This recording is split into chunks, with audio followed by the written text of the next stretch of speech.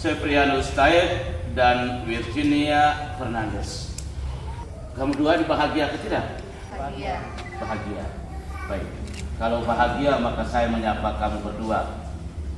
Kedua mempelai yang berbahagia. Bapak Mama Saksi, bahagia atau tidak? Bahagia. Kalau begitu Bapak Mama Saksi juga saya sapa.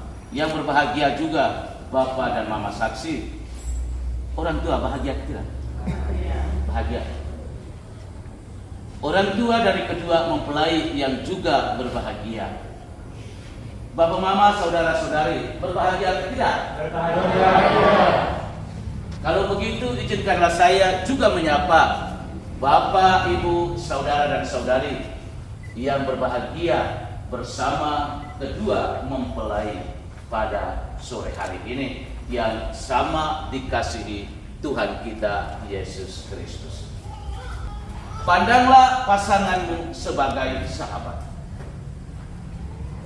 Dengan memandang pasanganmu sebagai sahabat, sesungguhnya Anda sendiri sudah menciptakan satu suasana kehidupan yang aman, damai, dan tentram.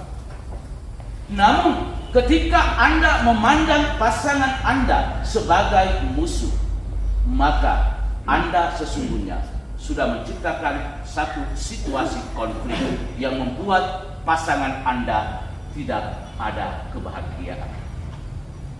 Hidup damai dan bahagia adalah harapan dari Tuhan itu sendiri.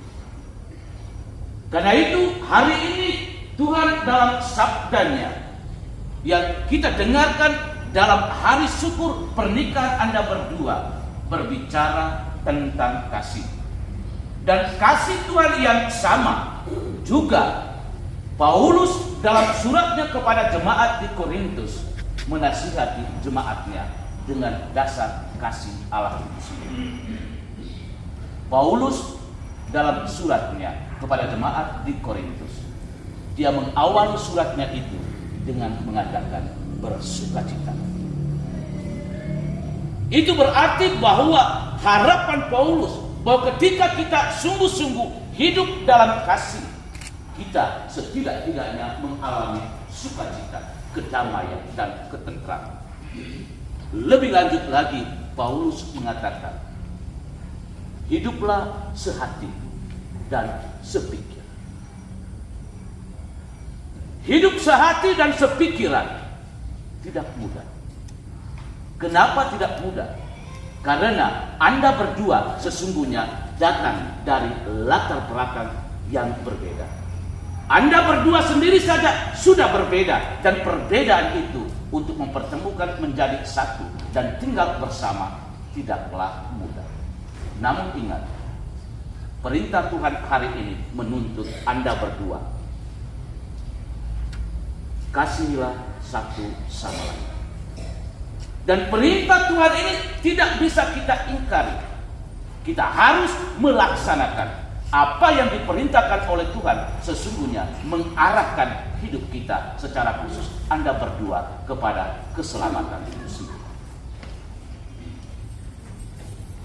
Kedua mempelai yang berbahagia, Bapak Mama Saksi, orang tua saudara-saudari umat beriman yang sama dikasihi Tuhan. Pandanglah pasanganmu sebagai sahabat. Ketika Anda memandang satu sama lain sebagai musuh, Anda sesungguhnya sudah menciptakan konflik. Anda bukan lagi sahabat, tetapi Anda sesungguhnya sudah menjadi musuh satu sama lain. Dan kalau sudah menjadi musuh satu sama lain, untuk apa kita hidup bersama? Kita hidup bersama tidak akan bahagia. Tidak ada kasih di dalam kebersamaan hidup kita. Yang ada hanyalah konflik, perselisihan, dan pertengkaran. Benar atau tidak? Halo, benar atau tidak? Benar. Benar. Lalu apa harapan sesungguhnya untuk kita hidup bersama?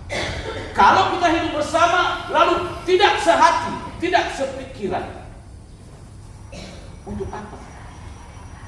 Padahal Anda berdua sendiri sudah berbeda. Lalu perbedaan Anda dibawa dan disatukan untuk hidup bersama. Apa tujuan? Ingat, tujuan yang paling pertama dari perkawinan adalah apa? Adalah apa? Betina? Why? Aku punya langsung keturunan memang. Tujuan pertama itu bahagia. Aku punya lompat jauh memang. Keturunan kemudian. Pertama bahagia. Kalau kita tidak bahagia, keturunan tidak jadi. Halo, benar tidak tujuan utama dari perkawinan itu apa? Bahagia. Bahagia. Itulah yang kita kejar, itulah yang kita capai. Apa gunanya kita hidup bersama kalau Anda berdua tidak bahagia? Bahagia. Dan justru Tuhan sendiri mengharapkan untuk kita hidup bahagia. Karena itu Dia beri perintah, kasihilah satu sama lain. Dan kasih kita kepada satu sama lain sesungguhnya harus datang dari hati. Dari hati. Kasih yang sesungguhnya diungkapkan secara tulus. Mari saya mengajak kita sekalian. Kebersamaan kita pada sore hari ini di rumah Tuhan dipersatukan karena oleh kasih. Kasih yang dimiliki oleh anak kita yang hari ini akan mendapat berkat dan restu dari Tuhan sesungguhnya membuka peluang dan mengajak kita sekalian datang berkumpul menemani mereka dalam doa dan ekaristi kudus. Dan persatuan kita bersama Tuhan dalam ekaristi kudus ini sesungguhnya mengajak kita juga untuk keluar dari diri kita. Kasih tidak hanya sebatas pada diri kita, tetapi kasih harus juga keluar dari diri kita. Itu berarti bahwa bagaimana kita saling membantu, saling mendukung satu sama lain. Kita sama-sama menjaga agar kasih yang menjadi dasar dan perintah dari Tuhan itu sungguh-sungguh kita hidupi di dalam keseharian hidup kita. Tidak hanya sebatas pada pasangan kita, tidak hanya sebatas pada sahabat kita, tetapi kasih itu juga harus kita tunjukkan kepada musuh-musuh kita, kepada siapa yang tidak kita senang dan tidak kita sukai. Sebagaimana Yesus telah menunjukkan kasih-Nya bahwa kasih membutuhkan pengorbanan. Karena itu ingat, Anda berdua, kasih menuntut pengorbanan. Korban waktu satu sama lain. Jangan ingat diri. Dengarkah tidak saya berkata? Lucunya? Ya. Sebagaimana Yesus telah menunjukkan pengorbanan kasih-Nya. Dia mengorbankan seluruhnya untuk kita demi keselamatan. Karena itu di tengah kesibukan Anda berdua, luangkanlah waktu Anda berdua untuk Tuhan juga. Waktu Anda berdua tidak hanya sebatas pada Anda berdua, tetapi waktu Anda berdua juga harus diperuntukkan juga untuk Tuhan.